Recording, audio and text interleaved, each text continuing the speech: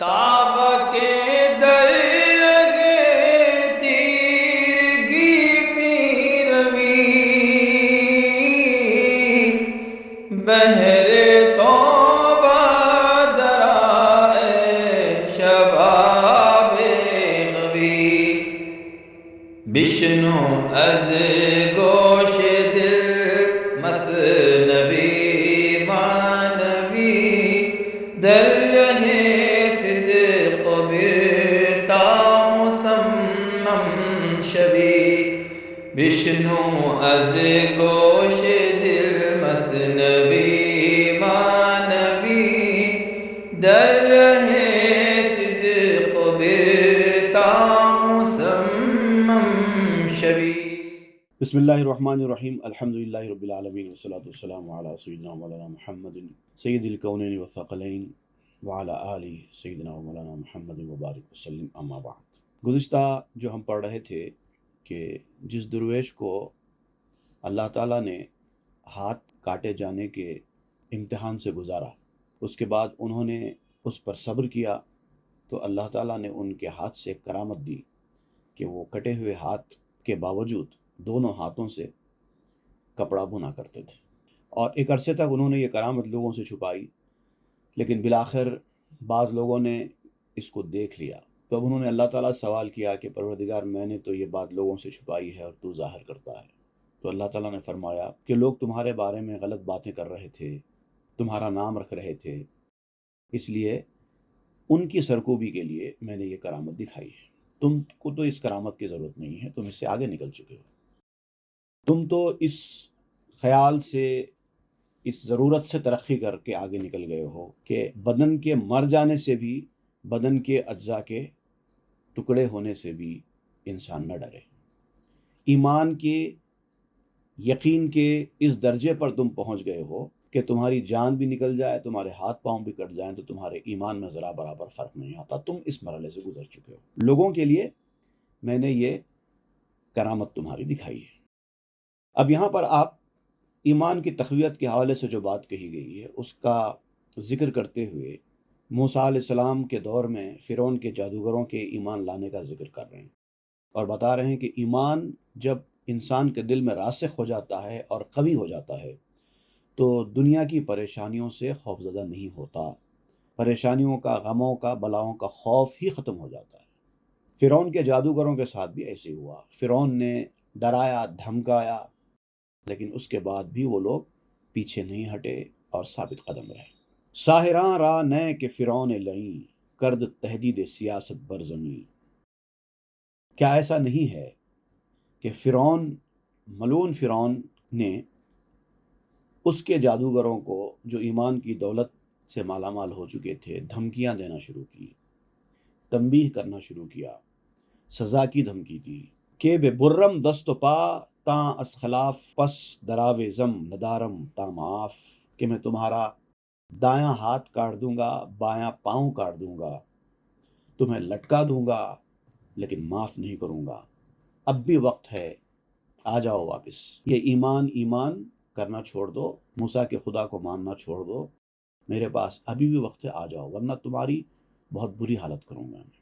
اگر کمزور ایمان والا ہوتا تو ہاتھ کٹنے اور پاؤں کٹنے کے خوف سے ایمان سے پھر جاتا، لیکن ان لوگوں کو اللہ تعالیٰ نے مضبوط ایمان کی دولت سے مالا مال کر دیا تھا۔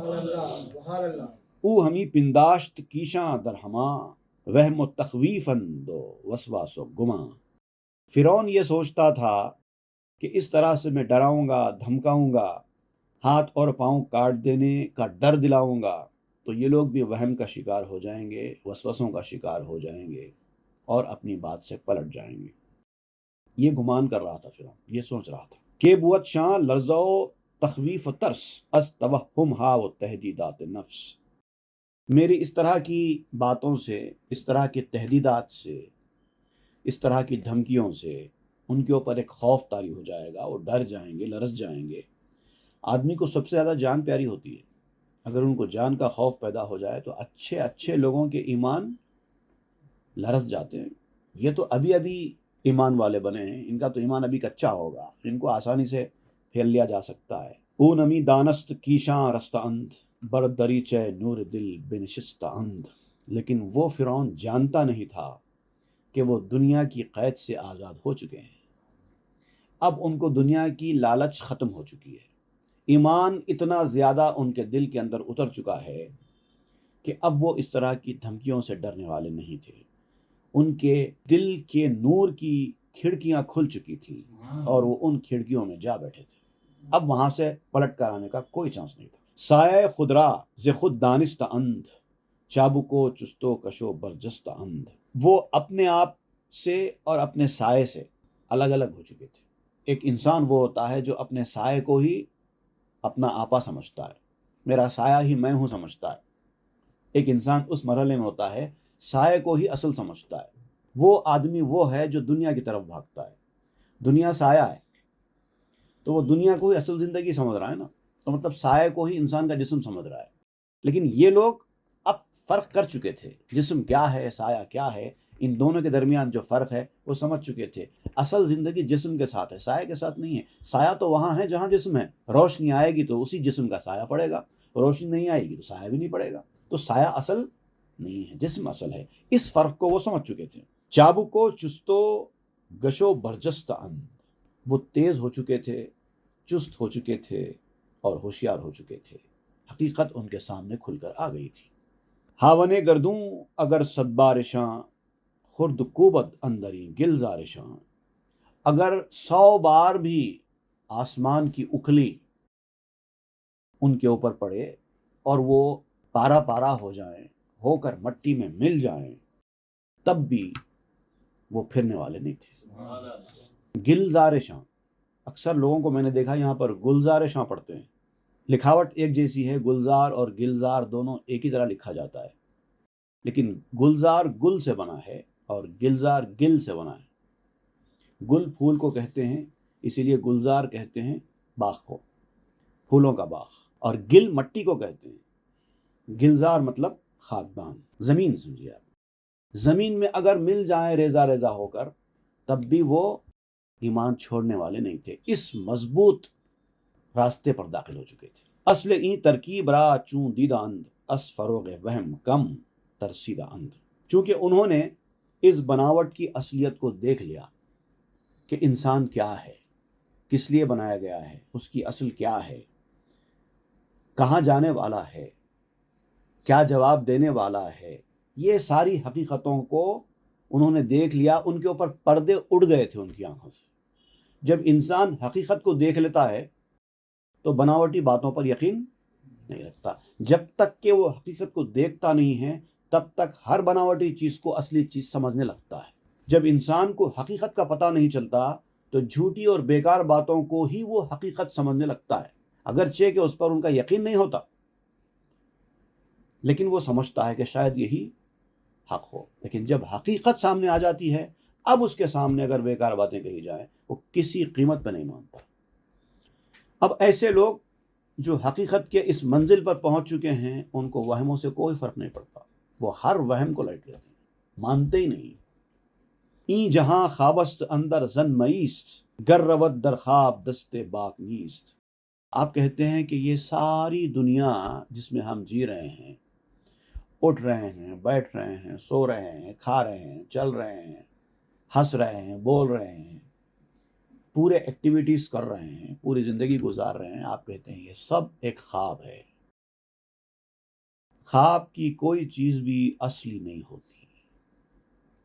ابھی ہم سو رہے ہیں اور جو کچھ دیکھ رہے ہیں وہ خواب دیکھ رہے ہیں۔ یہ جو آپ بیٹھ کے سن رہے ہیں یہ بھی خواب میں سن رہے ہیں، میں جو بول رہا ہوں یہ بھی خواب میں بول رہا ہوں، یہ سب خواب ہے۔ اب اس کا اندازہ آپ کو ایک 10 سال 20 سال کے بعد پتہ چلے گا نا۔ خواب تھا جو کچھ کے دیکھا، جو سنا افسانہ تھا۔ مرزا غالب کا شعر ہے، وائے ناکامی کہ وقت مرگ یہ ثابت ہوا، خواب تھا جو کچھ کے دیکھا، جو سنا افسانہ تھا۔ کیا ناکامی ہے، افسوس کہ جب موت کا وقت قریب آیا اس وقت ہم کو پتہ چلا کہ جو کچھ ہماری زندگی میں ہوا وہ سب ایک خواب تھا، ایک سنی ہوئی افسانے کی طرح کی کیفیت تھی۔ ابھی آپ کو نہیں لگ رہا ہے۔ اگر آپ کو اب کہا جائے کہ آپ یہ زندگی میں خواب دیکھ رہے ہیں تو آپ نہیں مانیں گے، کیونکہ ابھی آپ خواب میں ہیں۔ جب نیند سے اٹھنے کا وقت آئے گا تو آپ کو پتہ چلے گا کہ جو کچھ گزرا سب خواب تھا۔ اس کا ایک حل کا تصور آپ کرنا چاہتے ہیں تو آج سے 10-20 سال پہلے کی کسی بات کو یاد کر لیجئے، آپ کو خود سمجھ میں آ جائے گا کہ آیا تھا اور چلا گیا، خواب تھا۔ تو آپ کہتے ہیں کہ گر روت در خواب دستے باک نیست، اگر خواب میں تمہارا ہاتھ کٹ جائے تو کیا فرق پڑتا ہے؟ یہ بزرگ کے جو ایمان کی کیفیت تھی وہ بیان کر رہے ہیں، ان کا ہاتھ کٹ گیا، وہ کہتے ہیں کہ ٹھیک ہے کٹ گیا، خواب میں کٹا، جب بیدار ہوں گے نیند سے اٹھیں گے تو کیا ہاتھ کٹا ہوگا؟ نہیں ہوگا۔ گر بخواب اندر سرت ببرید گاز، ہم سرت برجاست ہم عمرت دراز، اگر خواب میں کوئی خینچی لے کے تمہارا سر بھی کاٹ ڈالے، جب نیند سے بیدار ہو تو تمہارا سر بھی اپنی جگہ پہ رہے گا اور تمہاری عمر بھی بڑی ہوگی۔ خواب کی تعبیر یہی ہے، اگر خواب میں آپ کو کسی نے مار دیا اور آپ مر گئے خواب میں تو اس کی تعبیر یہی ہے کہ آپ کی عمر بڑی ہوتی ہے۔ یہاں تو معاملہ الٹا ہو رہا ہے، خواب میں آپ کو مارا جا رہا ہے اور آپ کی اصلی زندگی جو خواب کے باہر کی ہے اس میں آپ کی عمر بڑی ہو رہی ہے۔ گر ببینی خواب در خود را دونیم، تندرستی چونکہ خیزی بے سقیم، اگر تم خواب میں اپنے آپ کو دو ٹکڑے ہوتا ہوا دیکھو تو جب نیند سے اٹھو تو تم کو پتا چلے گا کہ میں تو صحیح سلامت ہوں، کچھ نہیں ہوا ہے مجھے۔ لیکن ہم لوگ کیا ہے، خواب کے پیچھے ہی بھاگ رہے ہیں، اصلیت کی کسی کو پرواہ نہیں ہے، بس ہر آدمی خواب کے پیچھے بھاگ رہا ہے، اسی کا چسکا لگا ہوا ہے۔ خواب میں مزے کرنے کا چسکا لگ جائے تو جب تک خواب میں ہے تب تک یہ چسکا ہے، جب نیند سے اٹھیں گے تو پتہ چلے گا کہ کچھ بھی نہیں تھا۔ جیسے خواب میں آپ کے ہاتھ میں کچھ نہیں رہتا، ویسے اس خواب میں بھی اکثر چیزیں آپ کے ہاتھ میں نہیں ہیں، کچھ چیزیں ہی آپ کے ہاتھ میں ہیں۔ جس خواب پہ تم مختار نہیں اس خواب کا تم کو چسکا ہے، جس خواب پہ تم مختار نہیں اس خواب کا تم کو چسکا ہے، اس خواب کو تم بہتر کر لو، یہ خواب تمہارے بس کا ہے۔ تو جو بس میں ہے اس کو بہتر کرو، جو بس میں نہیں ہے اس کو بھول جاؤ۔ حاصل اندر خواب نقصان بدن، نیست باکے ازد ست پارا شدن۔ مختصر بات یہ ہے کہ خواب میں بدن کا نقصان ہو جائے، جسم میں کوئی خرابی پیدا ہو جائے، اس کے 200 ٹکڑے کیوں نہ ہو جائیں، تب بھی آپ کو کوئی پرواہ نہیں ہونا چاہیے، کیونکہ خواب ہے۔ نہیں ہے خواب سے دنیا کی بڑھ کر حیثیت کوئی، مثال حالت دوراں خیالات پریشان۔ خواب میں جو پریشان خیالی چلتی رہتی ہے وہ ہماری یہ زندگی ہے، اسی طرح ہے۔ ابھی فی الحال خواب میں نا ہم، اب آپ کہیں گے اگر یہ خواب ہے تو پھر وہ جو ہم خواب دیکھتے ہیں وہ کیا ہے، تو اس کو خواب اندر خواب کہتے ہیں۔ اب دیکھیے اس کی بھی مثال آپ کو ملتی ہے، کبھی کبھار آپ خواب میں دیکھتے ہیں کہ آپ سو رہے ہیں اور خواب دیکھ رہے ہیں، ہوتا ہے کہ نہیں ہوتا ہے؟ یہ خواب ہے، اس خواب کے اندر وہ خواب ہے جو آپ خواب دیکھ رہے ہیں، پھر آپ جو خواب دیکھ رہے ہیں اس کے اندر آپ سوتے ہیں اور ایک خواب دیکھ رہے ہیں، ایسا ہوتا ہے۔ تو خواب کے اندر خواب، خواب کے اندر خواب، حالانکہ ہے دو ہی چیزیں، ایک یہ دنیا جو خواب ہے عالم مثال، ایک یہ دنیا جو عالم شہادت ہے وہ ایک خواب ہے، پھر ایک دوسرا خواب جو آپ سو جانے کے بعد دیکھتے ہیں وہ عالم مثال ہے، دوسرا خواب ہے۔ لیکن خواب کے اندر خواب، خواب کے اندر خواب کیوں پڑ رہا ہے؟ جب دو ہی زندگی ہے، ایک عالم مثال ہے ایک عالم شہادت ہے، تو دو ہی ہونا چاہیے خواب، پھر خواب کے اندر خواب کیوں پڑ رہا ہے؟ تو وہ خواب کے اندر کا جو خواب ہے وہ خواب نہیں رہتا، بلکہ اس خواب کا عکس ہوتا ہے۔ اس کی مثال میں آپ کو سمجھاؤں، دو آئینے آمنے سامنے رکھ دیجئے، ایک آئینہ ادھر ایک آئینہ ادھر سامنے رکھ دیجئے، کتنے آئینے ہیں؟ دو ہی ہے نا۔ اب آپ دیکھیے اس آئینے کے اندر ایک کے پیچھے ایک، ایک کے پیچھے ایک، ایک کے پیچھے ایک آئینے نظر آتے ہیں، جبکہ ہے دو ہی آئینے۔ بس اسی طرح کی کیفیت ہے دنیا کی، یہ ایک خواب ہے وہ ایک خواب ہے، اب اس کے اندر خواب در خواب، خواب در خواب ہوتا ہے۔ آپ خواب دیکھ رہے تھے کہ آپ سو رہے ہیں، آپ نے کوئی خواب دیکھا، پھر آپ نیند سے اٹھ گئے، خواب میں ہی کسی سے سنا رہے ہیں کہ میں نے ایسا خواب دیکھا، جبکہ وہ خود سب کچھ خواب میں ہو رہا ہے۔ اس کے بعد پھر آپ اٹھتے ہیں نیند میں سے، پھر آپ کسی کو اپنا خواب سناتے ہیں، تو حقیقت میں یہ بھی اسی طرح کا خواب ہے۔ ای جہاں را کہ بے صورت قائم است، گفت پیغمبر کے حلم نائم است۔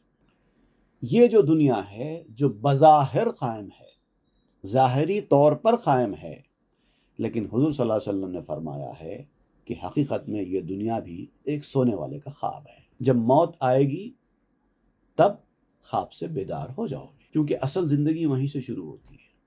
اجل ہرگز نہیں ہے منتہائے زندگی احمد، موت زندگی کا خاتمہ نہیں ہے.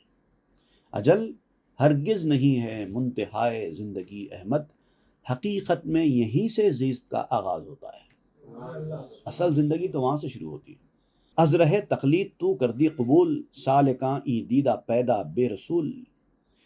یہ جو ہے تم نے جو راستہ اختیار کیا ہے وہ تقلید کے راستے سے ان چیزوں کو تسلیم کیا ہے. اگر تم نے یہ ساری باتیں سنی ہیں، اس کے اوپر ایمان لایا ہے یا ان باتوں پر یقین کیا ہے، تو ایک تقلید کا راستہ اختیار کرتے ہوئے لیا ہے. کسی نے تم کو بتایا کہ ایسا ہے، یہ دنیا ایک خواب ہے، آپ نے سنا، سن کر اس کے اوپر یقین کیا، یہ تقلید کا راستہ ہے.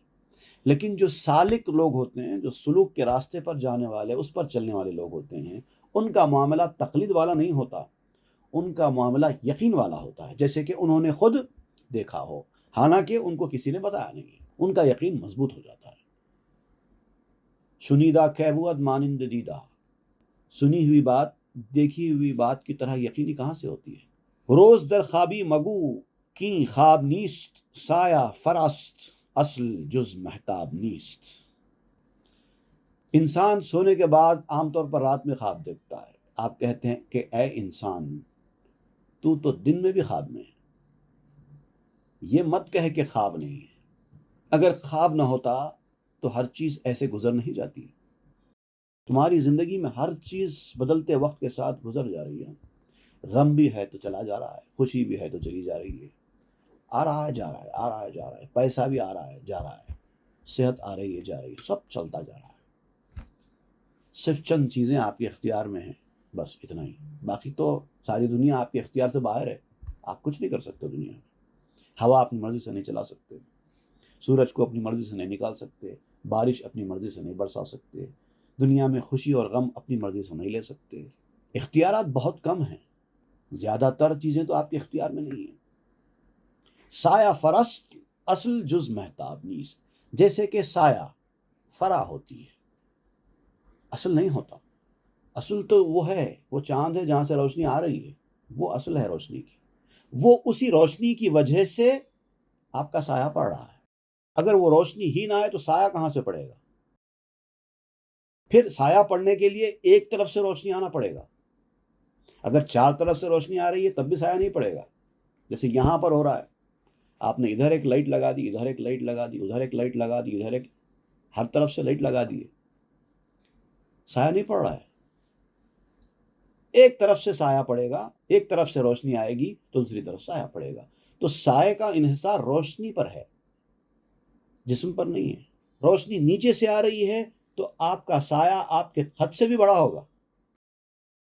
آپ اگر 6 فٹ کے ہیں تو سایہ 12 فٹ کا بھی ہو سکتا ہے آپ کی. اور اگر روشنی ایک دم اوپر سے آ رہی ہے تو ہو سکتا ہے کہ آپ کا سایہ ہی نہ پڑے.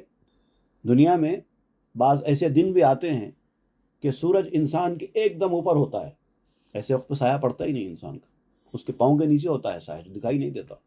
تو سایہ گھٹتا بڑھتا رہتا ہے کیونکہ سایہ اصل نہیں ہے اور روشنی پہ منحصر ہے. تو سایہ فرع ہے اور روشنی اصل ہے. خواب و بیداریت آداں اے ازد کے ببینت خفتہ کو در خواب شد. اے اعتماد والے انسان، میری بات پر اعتماد کر کہ تو اپنے سونے اور جاگنے کو سمجھنے کے لیے یہ سمجھ کہ تو سویا ہوا ہے اور اپنے آپ کو سوتا ہوا دیکھ رہا ہے. خواب میں انسان یہ سمجھے کہ میں سو رہا ہوں، وہ حال ہے، اس کو سمجھو. اگر تم کو یہ لگتا ہے کہ تم دنیا میں جو جی رہے ہو یہ ہماری اصلی زندگی ہے، تو اس کا مطلب یہ کہ تم خواب کو نہیں سمجھتے. اگر تم خواب کو سمجھے ہوتے تو تم کو سمجھ میں آتا تھا کہ تم اب بھی سو رہے ہو. آنکھیں کھلی ہیں، دیکھ رہے ہو کہ تم چل رہے ہو پھر رہے ہو لیکن سو رہے ہو. او گما بردا کے ایندم خفت ام، بے خبر زاں کوس در خواب دوم. آدمی سمجھتا ہے کہ میں سویا ہوا ہوں، اس سے بے خبر ہے کہ وہ دوسری نیند میں ہے. اب دیکھیے، اب یہ انسان کی اصل زندگی خواب ہے. اب اس خواب کی زندگی میں پھر وہ جب سوتا ہے تو پھر ایک خواب دیکھتا ہے. پھر جب وہ خواب میں ہوتا ہے تو اس کو یہ احساس نہیں ہوتا کہ میں خواب دیکھ رہا ہوں. اس وقت وہ اسی خواب کو اصلی زندگی سمجھا ہوا ہے. کبھی کبھار کسی کو احساس ہو جاتا ہے خواب میں کہ میں سو رہا ہوں اور خواب دیکھ رہا ہوں، کبھی کبھار، لیکن عام طور پر نہیں ہوتا ایسا. وہ خواب میں جب خواب دیکھ رہا ہوتا ہے تو اس وقت اس کو خواب دیکھنے پر یقین نہیں ہوتا، وہ سمجھتا ہے یہی اصلی ہے. تو جیسے خواب میں تم خواب دیکھتے ہوئے خواب کو اصلیت سمجھتے ہو، تمہاری غلط فہمی اسی طرح دنیا میں ہو رہا ہے. تم خواب دیکھ رہے ہو اور اس کو اصلی زندگی سمجھ رہے ہو. کوز اگر گر کوز ایرا بشکنت چوں بخواہت باس خود قائم کنت. اب اگر کمہار جو مٹی کے برتن بناتا ہے، پاٹر، اگر وہ کوئی برتن کو توڑ دیتا ہے اپنے بنائے ہوئے تو دوسرا بنا لیتا ہے. اب اس بزرگ کا واقعہ سناتے ہوئے آپ کہتے ہیں کہ اللہ تعالیٰ نے اس درویش کے ہاتھ کاٹے نا، تو جب وہ ہاتھ کاٹتا ہے تو ہاتھ دے بھی دیتا ہے. جیسے کمار اگر اس کی کوئی بنائی ہوئی چیز اگر وہ توڑ دے تو پھر دوسری بنا لیتا ہے. کور راہ ہر گام باشد ترس چاہ با ہزاراں ترس می آیت براہ. ایک آنکھ والا آدمی ہوتا ہے اور ایک اندھا ہوتا ہے. آنکھ والا آدمی جب راستہ چلتا ہے تو آرام سے چلتا ہے، کوئی ڈر، کوئی پریشانی، کوئی خوف نہیں ہوتا، اس چلتا ہی چلا جاتا ہے، کیونکہ نظر سے دیکھ رہا ہے. پتھر آئے گا تو پیچھے ہٹ جائے گا، گڑھا آئے گا تو پیچھے ہٹ جائے گا، دوسرا راستہ بدل لے گا کیونکہ دیکھ رہا ہے. لیکن جو اندھا ہوتا ہے اگر وہ چلتا ہے، بھلے ہی ہاتھ میں لکڑی لگ کر چل رہا ہوگا، لیکن ہر قدم پر ایک چھپا ہوا خوف اس کے اندر ہوتا ہے. ایسے یہ خوف ہی ہے نا جو اس کو اپنی لکڑی بار بار زمین پر ٹیکنے پر مجبور کرتا ہے. ایسے ٹیکتا جاتا ہے، جب اس کا خوف ختم ہوتا ہے کہ سامنے گڑھا نہیں ہے تبھی اپنا پاؤں آگے بڑھاتا ہے. پھر اس کا ایک قدم اور آگے بڑھتا ہے تو پہلے لکڑی ٹیک کر دیتا ہے تاکہ اس کا خوف دور ہو جائے. اس طرح سے آگے بڑھتا جاتا ہے. تو اندھے کو ہر قدم پر گڑھے کا، کنویں کا، پتھر کا ڈر ہوتا ہے، اور وہ ہزاروں ڈروں کے ساتھ ہر قدم پر ایک ڈر کے ساتھ راستہ طے کر رہا ہوتا ہے. مرد بینا دید ارض راہ را پس بداند او مغا کو چاہ را. لیکن جو نظر والا آدمی ہوتا ہے وہ راستے کی چوڑائی کو دیکھ لیا ہوتا ہے، کدھر سے راستہ کیسا ہے، ہر چیز وہ دیکھ لیا ہوتا ہے. وہ گڑھے کو بھی جانتا ہے، کنویں کو بھی جانتا ہے، تو حساب سے چلتا رہتا ہے. پاؤ زانو یشن لرزت ہر دمیں رو ترش قیدارتو از ہر غمیں. اس کا پاؤں کسی وقت نہیں کپ کپاتا. اندھے آدمی کا پاؤں کپ کپاتا ہے خوف کی وجہ سے کہ کہیں کوئی پتھر سے ٹکر نہ ہو جائے، کہیں کوئی گڑھے میں پاؤں نہ چلا جائے، کہیں کوئی کنویں میں نہ گر جائے. لیکن جو دیکھنے والا انسان ہے اس کا پاؤں ذرا برابر بھی نہیں کپ کپاتا. وہ کسی رنج سے غمگین نہیں ہوتا، رنجیدہ نہیں ہوتا. یہاں تک کہ اگر چلتے چلتے اس کو ٹھوکر بھی کہیں لگ جائے تو تھوڑا اس کو مار لگتی ہے، پھر اپنے پاؤں سے وہ پتھر ہٹا لیتا ہے. خیز فرونا کہ ماں آنیستیم کے بہر بانگے زغول بیستیم. اب فرعون کے جادوگروں نے جو ایمان کی دولت سے مالا مال ہو چکے تھے، فرعون سے کہا کہ اے فرعون، تو ہم کو ڈرا رہا ہے، دھمکا رہا ہے، ہم وہ نہیں ہیں جو ڈرنے والے ہیں. چھلاوے کی آواز کو ہم اچھی طرح پہچانتے ہیں. اس طرح کی دھمکیوں سے خوفزدہ ہو کر اپنے مقصد سے ہم رک جائیں، ایسا ہونے والا نہیں ہے. خرخے مارا بدر دو زندہ ہست ورنہ مارا خود برہنا تن بیست. ہماری جو گدڑی ہے جو ہم پہن کر نکلے ہیں، اگر وہ پھٹ بھی جائے تو سینے والا موجود ہے. اگر آپ کے پاس کپڑا ہے اور سینے والا موجود ہے تو کپڑے پھٹنے سے کون ڈرتا ہے؟ اور اگر ہمارا سینے والا ہم کو کپڑے دینا ہی نہ چاہے تو کوئی بات نہیں، ہم ننگے رہ لیں گے. مطلب یہ کہ اگر جو دنیاوی اسباب جس سے تو ہم کو ڈرا رہا ہے کہ میں تم سے چھین لوں گا، تو دینے والا تو ہے نہیں، دینے والا تو کوئی اور ہے، اس سے امید رکھیں گے. لیکن اگر وہ خود نہ دینا چاہے تو اس کی مرضی، ہم ایسے رہ لیں گے. بے لباس ای خواب را اندر کنار خوش بگیریم اے عدو نابکار، اے نالائق دشمن ہم تو نیند میں ہیں۔ جو نیند میں ہے اس کو کپڑے چھین لینے سے کیا ڈرانا؟ اگر کوئی خواب میں آ کر آپ سے کہے کہ میں تمہارے کپڑے اتار لوں گا تو آپ کو کیا ڈرنے والی بات؟ اگر وہ کپڑے چھین بھی لے، جب آنکھ کھلے گی تو آپ کے جسم پہ تو کپڑے رہیں گے، کیونکہ وہ خواب ہے۔ خوش ترس تجرید استن وز مزیج نیست اے فرعون بے الہام گیج، اے بے وقوف فرعون تو یہ بات نہیں سمجھ سکتا کہ بدن اور مزاج سے علیحدہ ہو جانا خوشگوار چیز نہیں ہے بغیر الہام کے۔ جس کو الہام ہو جائے حقیقت کا اس کے لیے آسان ہو جاتا ہے۔ حقیقت جس کے اوپر کھل جائے اس کے اوپر دنیا کی مصیبتیں آسان ہو جاتی ہیں، لیکن جس کے اوپر حقیقت نہ کھلے وہ دنیا کی زندگی کو اصلی زندگی سمجھتا رہے، وہ چھوٹی چھوٹی باتوں پہ پریشان ہوتا ہے۔ اب یہاں پر آپ سمجھانے کے لیے ایک چھوٹی سی حکایت بیان کر رہے ہیں۔ خچر اونٹ سے شکایت کرتا ہے کہ میں جب میدانوں میں دوڑتا ہوں تو اکثر و بیشتر گر جاتا ہوں، کبھی منہ کے بل گرتا ہوں، کبھی بازو کے بل گرتا ہوں، پھر اٹھتا ہوں، لیکن تو جب دوڑتا ہے تو بہت کم گرتا ہے، اس کی وجہ کیا ہے؟ تو اس کا جواب پھر اونٹ دیتا ہے خچر کو، گفت استر باشتر کہ خوش رفیق، در فراز و شیب و در راہ دقیق۔ خچر نے اونٹ سے کہا استر، استر ہمارے پاس کپڑے کو کہتے ہیں، کپڑے کا استر ہوتا ہے، لیکن فارسی میں بھی کہتے ہیں استر کپڑے کو، لیکن یہاں پر استر سے مراد ہے میول۔ انگلش میں میول کہتے ہیں، فارسی میں اصل میں قاطر کہتے ہیں، قاف سے قاطر۔ یہ اصل میں خچر، ہمارے پاس اردو میں خچر کا لفظ استعمال ہوتا ہے، یہ اصل میں یہ جو جانور ہے خچر، یہ اسٹرائل ہائیبرڈ آف سپرنگ کہلاتا ہے۔ اس کا باپ گدھا ہوتا ہے اور اس کی ماں گھوڑی ہوتی ہے، تو وہ جو اسٹرائل ہائیبرڈ آف سپرنگ ہوتا ہے، اسپیسیز الگ الگ ہے نا دونوں کے، اس سے یہ پیدا ہوتا ہے، اس کو خچر کہا جاتا ہے۔ تو گھوڑے کی طرح تیز رفتار نہیں ہوتا خچر۔ تو نیائی در سرو خشمی روی، من ہمی آئم بسر در چوں غوی۔ میں تو منہ کے بل گرتا ہوں دوڑتے دوڑتے، لیکن تو منہ کے بل نہیں گرتا، اچھا دوڑتا ہے، حالانکہ تیرے پاؤں پتلے پتلے، ہائٹ بہت اونچی۔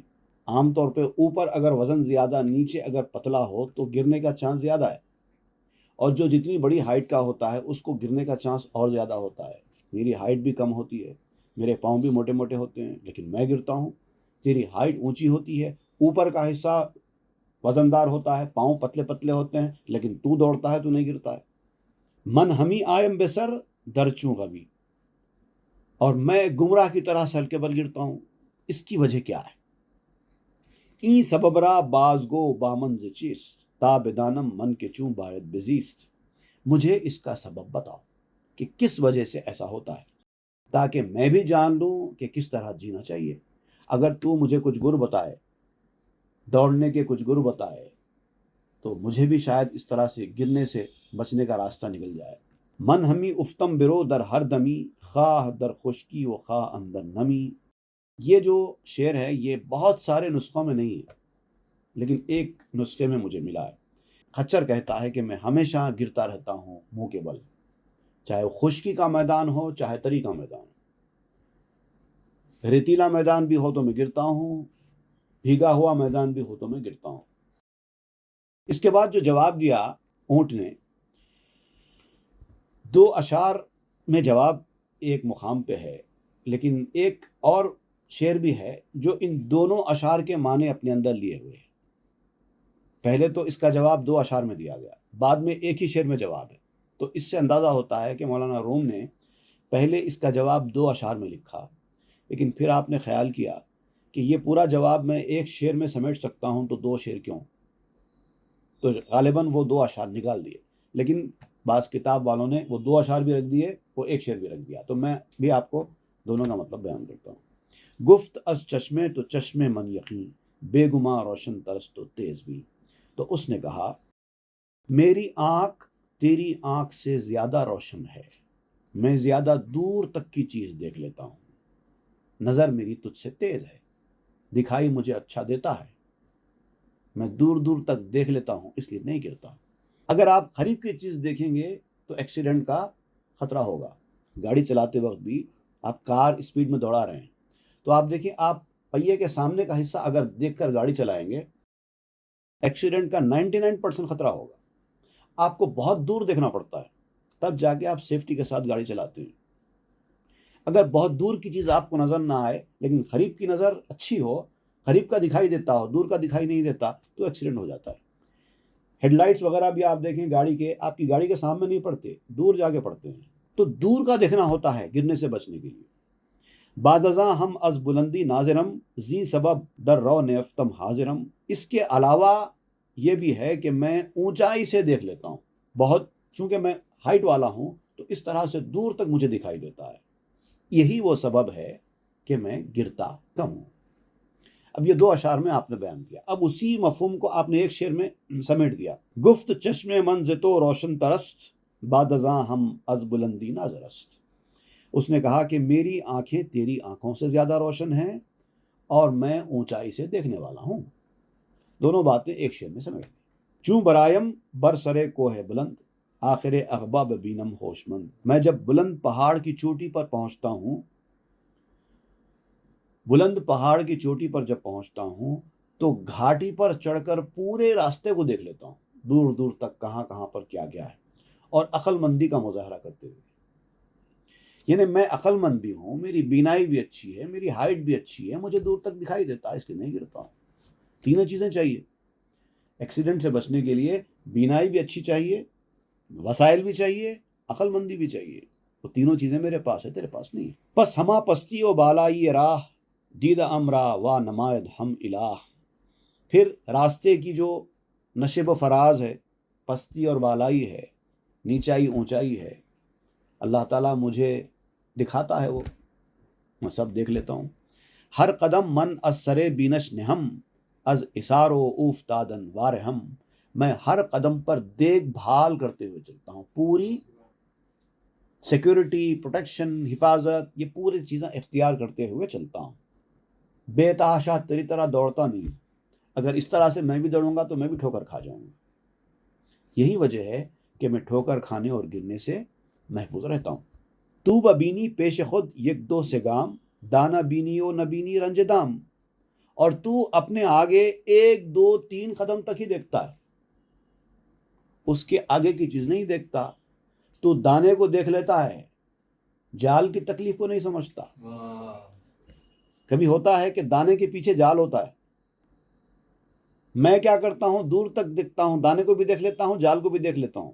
تو کیا کرتا ہے، دانے کو دیکھتا ہے، جال کو نہیں دیکھتا، اس کی وجہ سے پھنس جاتا ہے۔ یستوی الاعمی لدیکم والبصیر فی المقامی والنزولی والمسیر۔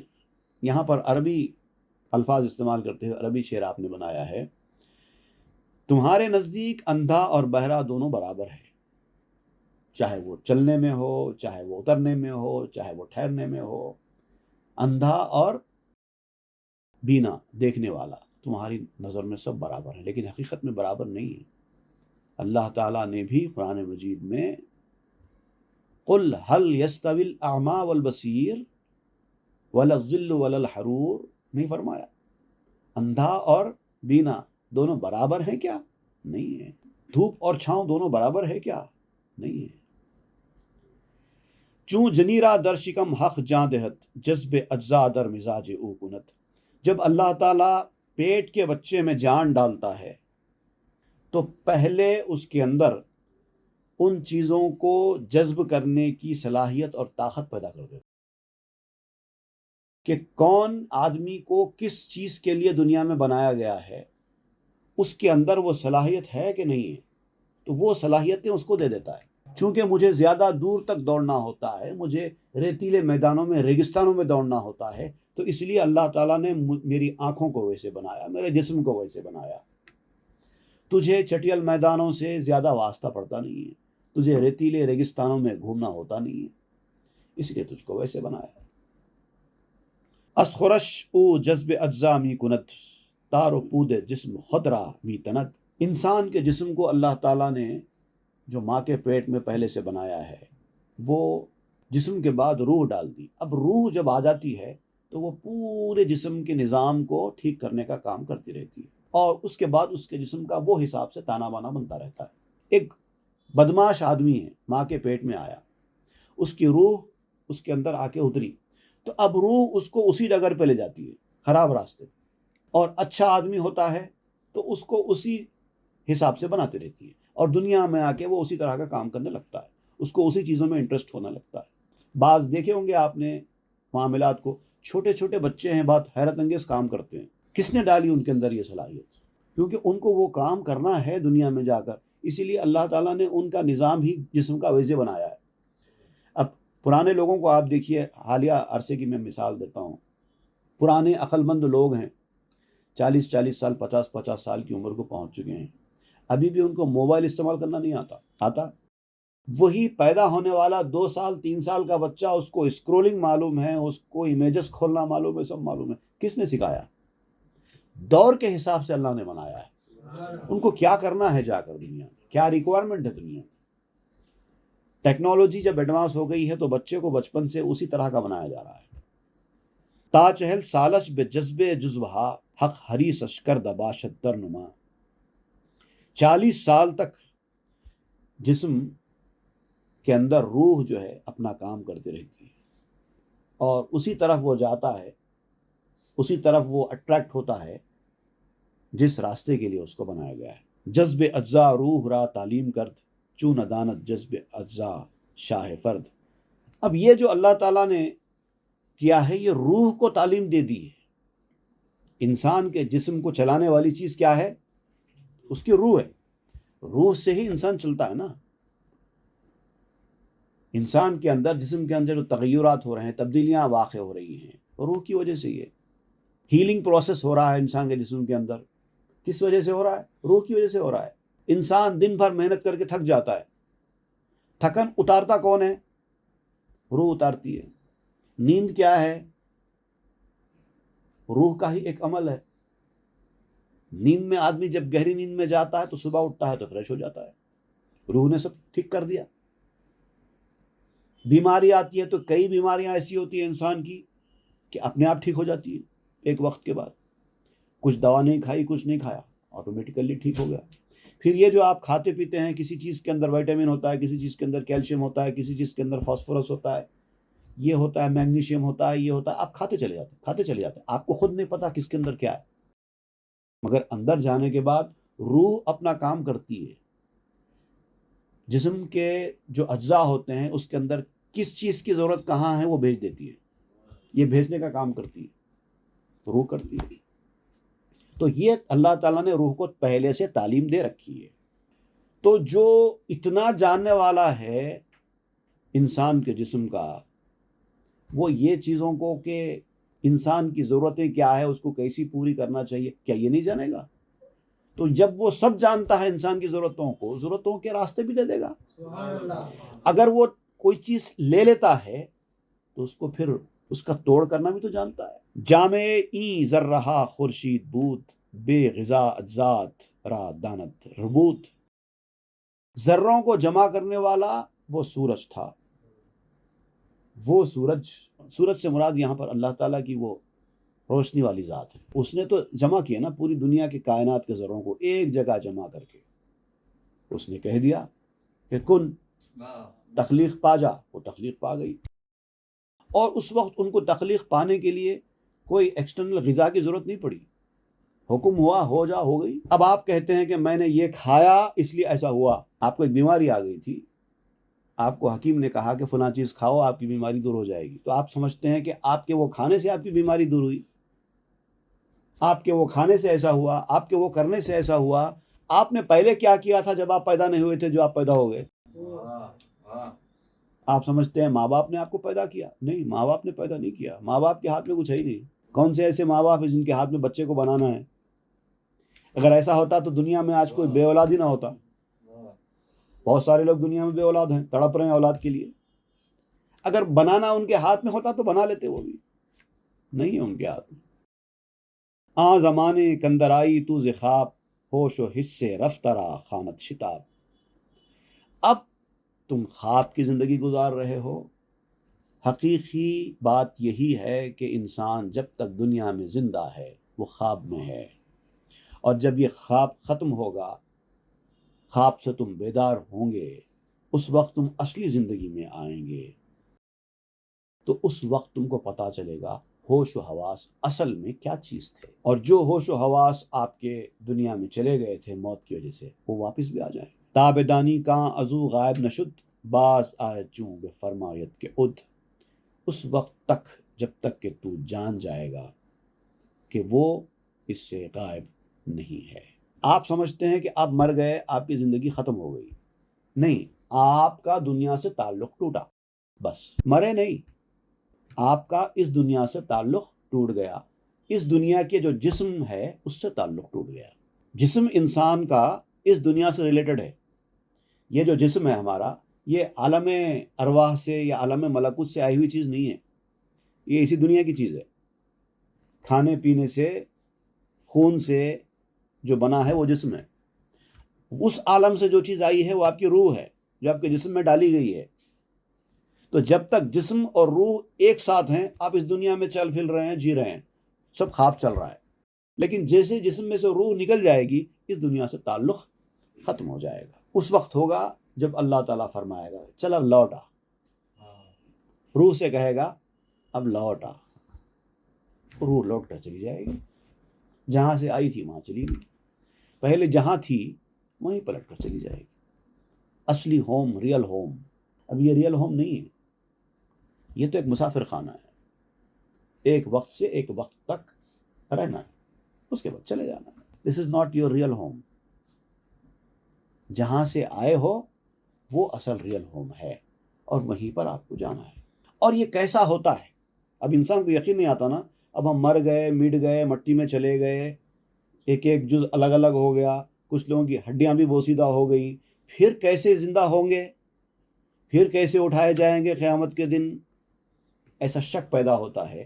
تو اب آپ یہاں پر عزیر علیہ السلام کا واقعہ بیان کر رہے ہیں کہ عزیر علیہ السلام کی دعا پر اللہ تعالیٰ نے مردے کو زندہ کر کے کیسے بتایا تھا پرندوں کو، اس کا بیان شروع ہوگا انشاءاللہ، وہ ہم آئندہ کے درس میں پڑھیں۔